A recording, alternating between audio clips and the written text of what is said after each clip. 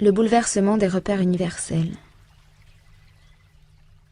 Il est évident que la modernité, avec le temps argent, a rompu avec les cadences millénaires que les êtres humains avaient imprimées au temps. En réalité, celui-ci n'existerait pas sans le sentiment et la perception que nous en avons. Il serait en quelque sorte une illusion qui donnerait à nos vies une mesure intelligible. En dehors de cette sensation, il n'y aurait que de l'éternité, du non-temps en quelque sorte. Le monde moderne a profondément modifié des paramètres éternels et universels qui, avant la révolution industrielle, permettaient en anthropologie d'avoir une grille de référence applicable à l'ensemble de l'espèce humaine. Toutes les ethnies s'inscrivaient dans une réalité terrestre, cosmique et temporelle. Seule la perception de cette réalité pouvait différer d'un groupe à l'autre. À cela, il faut ajouter ce qui a trait au questionnement sur la vie, la mort, l'amour, la souffrance, tout ce qui est relatif à la métaphysique.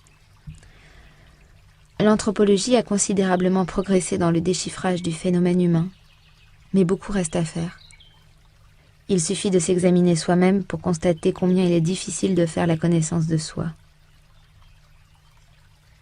Nous aborderons donc ces choses avec humilité, mais dans le souci de participer autant que nous le pourrons à l'indispensable humanisation qui est la finalité sans laquelle notre avènement sur Terre n'aurait pas de sens. Dans la quasi-totalité des traditions, le temps ne semble pas avoir de configuration particulière. Il est comme immobile, et le destin humain y inscrit ses cycles, naissance, mort, filiation.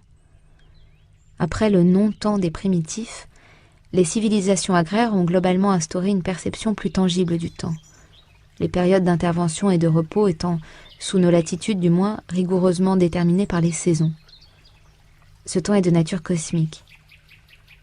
Pour les hommes des origines qui n'ont cure des anniversaires et autres mesures de la durée, il semble que ce n'est pas le temps qui passe, mais nous qui passons pour aller vers un ailleurs pressenti, mais tout aussi réel que l'ici-bas. Pour la modernité, c'est bien le temps qui passe, surtout depuis qu'il est indexé sur l'argent. Par conséquent, il ne doit pas être perdu, mais toujours gagné, ce qui a instauré la frénésie comme mode d'existence collective. Il est fragmenté en heures, minutes, secondes, sous la vigilance des horloges, des montres, des chronomètres. Le dieu Chronos doit être lui-même déconcerté par une hystérie qu'il n'avait sans doute pas imaginée. Dans les jeux du stade, une fraction de seconde a le pouvoir de donner ou de confisquer la victoire aux sportifs. Son visage convulsé par l'effort extrême qu'il sollicite de son pauvre corps témoigne du caractère obsessionnel qu'induit la règle du jeu. Cette frénésie, pathologie collective à laquelle on ne veut ou ne peut renoncer comme à une anomalie manifeste, inspire, pour mieux en être servi, la création d'outils de déplacement et de communication rapide. Les rythmes sont frénétiques, le manque de temps permanent. C'est une machine qui harcèle le citoyen et distille en lui une insidieuse anxiété, le tétanisant, infligeant raideur et douleur à un corps sans cesse malmené par ses desiderata quotidiens. Du haut au bas de la hiérarchie sociale, ce ne sont qu'êtres dont la vie est jusqu'à son terme dévolue à la productivité. Le ratio de déchets produits par un tel système témoigne de l'irrationalité de ce qui se veut rationnel. De plus, avec les outils informatiques, la notion de temps prend aujourd'hui une tournure imprévisible, mais décisive. Ils permettent d'accéder instantanément à n'importe quelle information dans le monde, de communiquer avec des interlocuteurs très éloignés. Ils font partie de ces moyens magiques qui réduisent le temps et l'espace au point de les abolir. Entre un temps fondé sur les cycles cosmiques éternels et celui d'une civilisation hors sol hystérique, s'est constituée une bulle temporelle. De nature paradoxale, elle impose l'avènement d'un temps psychologique ressenti comme réductible ou extensible à l'infini, échappant aux références habituelles. On y est dévarié, comme diraient les paysans ardéchois. Et pourtant les battements de notre cœur, le rythme de notre respiration ou de notre circulation sanguine nous rappellent sans cesse que nous sommes reliés à l'horloge cosmique et non au biel de nos moteurs à explosion.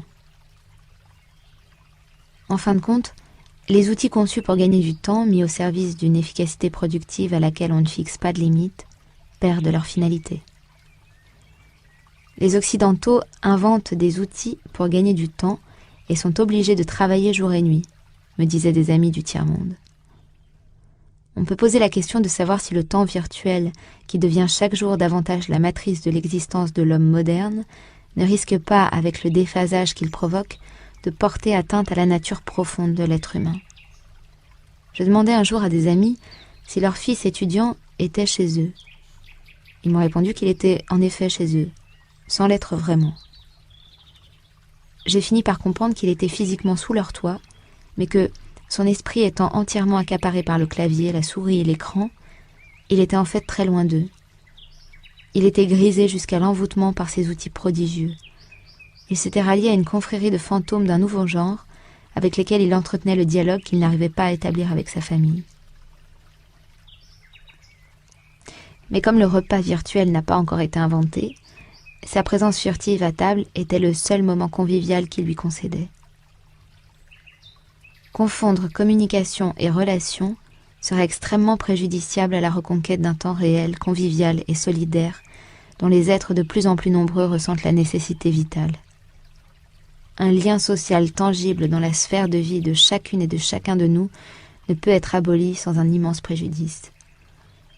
Les outils de la communication, de la commande à distance et de l'information auront toujours une grande mémoire, mais jamais de souvenirs.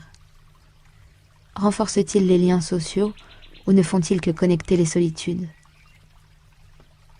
L'Internet a incontestablement l'avantage de libérer l'information des censures arbitraires des pouvoirs. Il peut alors participer à la constitution d'une belle sphère de conscience planétaire. Mais il est aussi interpanet du tout, car il peut véhiculer, propager et mutualiser toutes les turpitudes du monde.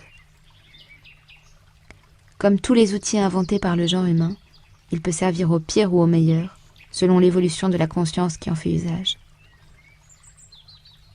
Il est par ailleurs inquiétant d'observer que dans de nombreux cas, les outils perfectionnés imposent aux humains d'adapter leur mode d'existence à leurs exigences fonctionnelles. Par l'extension constante de leur espace d'influence, nos innovations technologiques ne risquent-elles pas de nous confisquer notre capacité d'agir aussi avec des moyens simples, maîtrisables et durables ? Ces instruments complexes, supposés servir la communauté humaine, sont en réalité en train de l'asservir. Ivan Illich a bien mis en évidence ce qu'il appelle le retournement des outils. Ceux-ci, par leur complexité, échappent au contrôle de l'usager et nécessitent des intervenants de plus en plus spécialisés pour les réparer. Qui, aujourd'hui, peut comprendre et dépanner un ordinateur, un téléphone portable, un téléviseur ? Même les voitures, qui naguère comportaient des organes assez simples sur lesquels on pouvait agir, sont devenues inaccessibles même aux bons mécano-amateurs. Fondé sur des outils entièrement dépendants des énergies conventionnelles, le monde moderne est à l'évidence et en dépit des apparences, le plus vulnérable qui ait jamais existé. La disparition des énergies fossiles et électriques qui tétaniseraient tout le système et le rendraient en un instant obsolète n'est même pas concevable. Ce sont en l'occurrence les communautés non équipées de toutes ces technologies sophistiquées qui échapperaient au désastre. Ces communautés dépendent essentiellement de l'énergie métabolique, le corps humain, la force animale, et de celle des éléments dont l'écologie moderne préconise la promotion et l'usage. Par ailleurs, la perversion humaine étant sans limite, on sait également que le brouillage et la neutralisation des équipements de communication de l'ennemi font partie des recherches militaires stratégiques. On peut aisément imaginer la vulnérabilité d'une nation condamnée à la surdité en même temps qu'à la cécité, tout écran éteint. Bien sûr, comme trop souvent, d'aucuns penseront qu'il s'agit là de science-fiction, oubliant que nombre d'hypothèses qui en leur temps avaient été considérées comme totalement échevelées se sont trouvées vérifiées par les faits. La plupart des phénomènes imputables à nos comportements dont nous déplorons aujourd'hui les effets désastreux ont été antérieurement tenus pour impossibles. Le meilleur des mondes de Huxley, par exemple, était perçu lors de sa parution comme un délire irréaliste. Aujourd'hui, nous savons qu'il se situe bien en deçà de la réalité. Semblable déni est probablement dû au fait que les prophéties modernes, s'appuyant sur les seuls critères objectifs, font des projections et des prospectives sur un mode strictement rationnel. Aussi ne prennent-elles pas en compte le facteur essentiel, la subjectivité humaine. Un krach boursier n'est pas le résultat du seul dysfonctionnement de mécanismes financiers. Il est fortement imputable à des paramètres subjectifs tels que la peur, l'avidité, l'ambition. Il sera toujours impossible de comprendre la marche du monde sans tenir compte de l'irrationalité humaine. Les pires violences, telles les guerres, ont pour mobile les croyances, les nationalismes, les idéologies, des mythes et des symboles plus que des enjeux tangibles, comme les territoires souvent évoqués, qui ne sont que des alibis. Ainsi, exemple parmi tant d'autres, le contentieux israélo-palestinien, si lourd de souffrance et de destruction, n'est pas réductible à une question d'espace. Des considérations symboliques et religieuses handicapent considérablement sa résolution. La technologie qui fait des prouesses et des miracles n'a pas encore inventé l'appareil à mesurer l'égoïsme, l'avidité, l'ambition, les peurs, les vertus et les tares. Ces outils permettraient d'intégrer les données les plus décisives dans l'évolution des sociétés. Cela signifie encore une fois qu'il est absolument évident que c'est par le changement positif des individus que le monde changera positivement. Il n'y a pas d'autre voie. Dans la confusion où nous sommes aujourd'hui, il est de plus en plus difficile de savoir à qui imputer les préjudices graves causés à la vie tout entière. C'est comme si la complexité du système avait intégré la conscience, les aptitudes et les pulsions humaines comme de simples éléments constitutifs d'un ordre qui restreint et même abolit cet attribut majeur de l'être humain qu'est son libre arbitre. Même ceux qui récusent l'ordre établi sont condamnés à l'entretenir par leurs gestes quotidiens. Acheter, s'éclairer, user de l'eau, se servir du téléphone, des ordinateurs et des portables, se déplacer, etc.